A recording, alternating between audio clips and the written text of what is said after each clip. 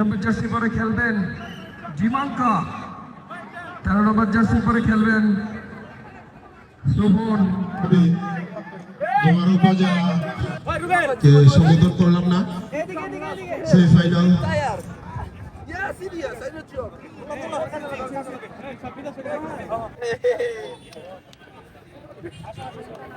আয়োজক কমিটির সম্মানিত সভাপতি আমাকে একটি কথা বললেন, সেটা হলো আমরা যে দলই খেলি আমাদের অরিজিনাল পরিচয় আমরা খেলোয়াড়।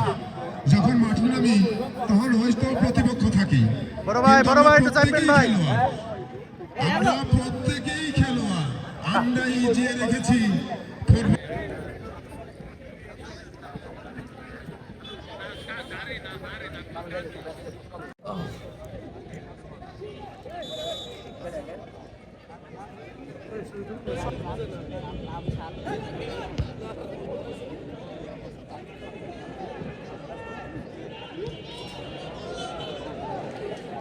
নাইস শট ছাড়বো।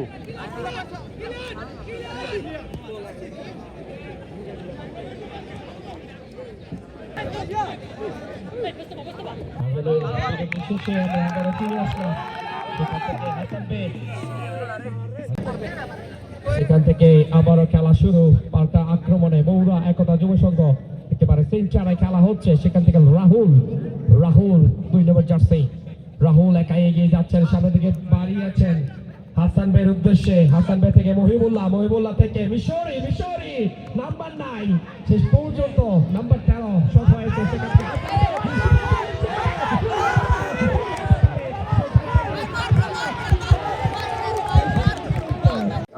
মুস্তফা মিশরি সামনের দিকে বাড়িয়েছেন, সেখান থেকে আবারও মুস্তফা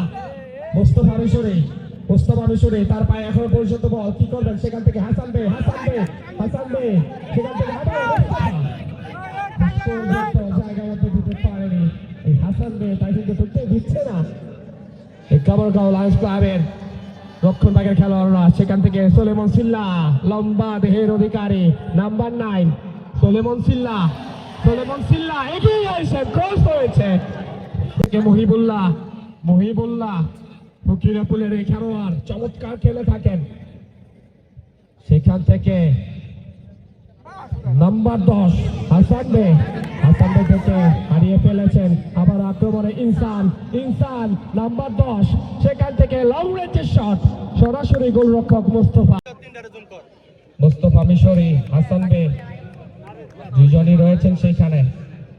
সোলেমন সিল্লাকে দেখতে পাচ্ছি একেবারে নিচে চলে এসেছেন। মুস্তফা মিশরি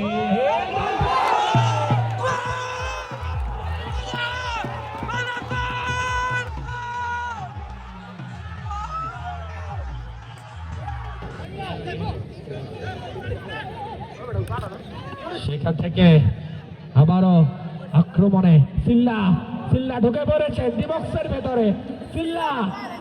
সিল্লা থেকে আবারও হাসান বে থেকে মিশরি, মুস্তফা মিশরি মধ্যমাঠে বল একজনকে কাটিয়ে মাঠে।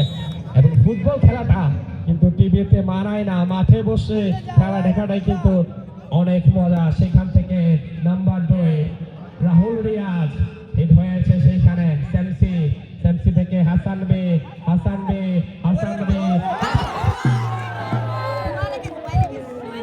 ঢুকে পড়েছেন সিল্লা, চমৎকার ক্রস করেছে ইনসান, হেডতে পারে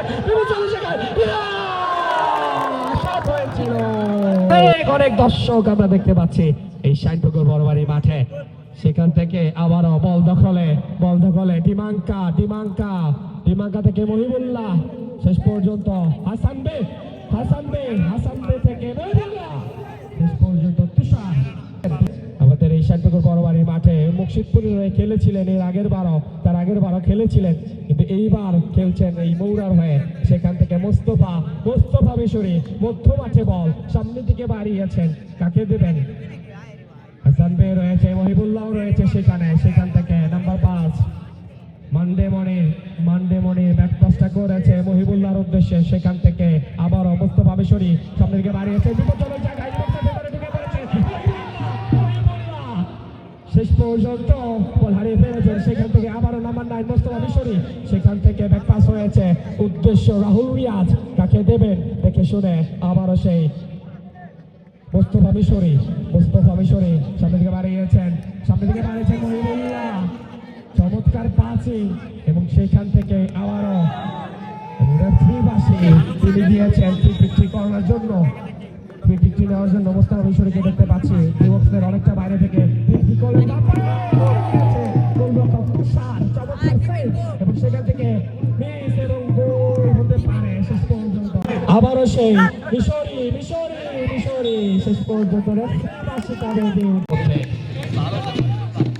এখান থেকে এবং পরিচালনা কমিটি উদয়ন পরিবার তাদেরকে অসংখ্য ধন্যবাদ এবং সেখান থেকে সেভ, সেখান থেকে নাইম দিয়েছেন গোলরক্ষক রফিকুল হাসান, দুঃখিত মুস্তফা, তারা এগিয়ে এসেছেন। সেখান থেকে রাহুল রিয়াজ, মুস্তফা মিশরি সেখান থেকে ডিমাঙ্কা থেকে মান্ডে মনির এখনো পর্যন্ত তার পায়ে বল ব্যাকপাস হয়েছে ইনসান ডিমাঙ্কা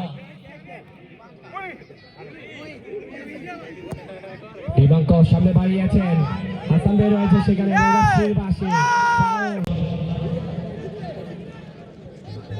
মিশরে গেলেন, সেখান থেকে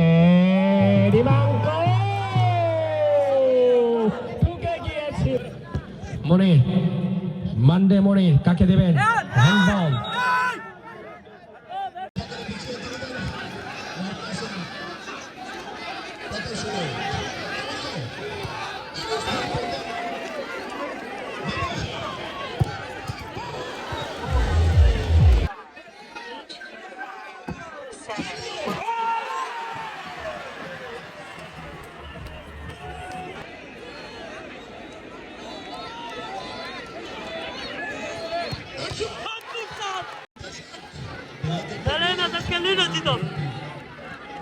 দেবো বলে কেউ আনে না আইডি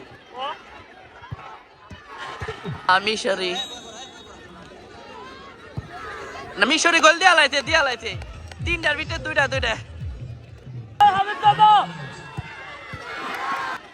হ্যাঁ না 4টার ভিতরে 3টা আছে না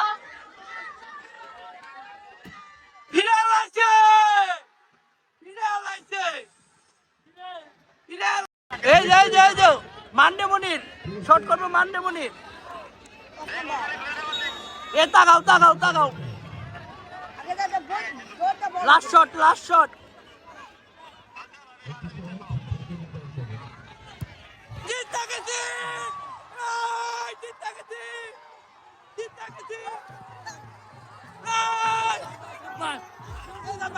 গোল কি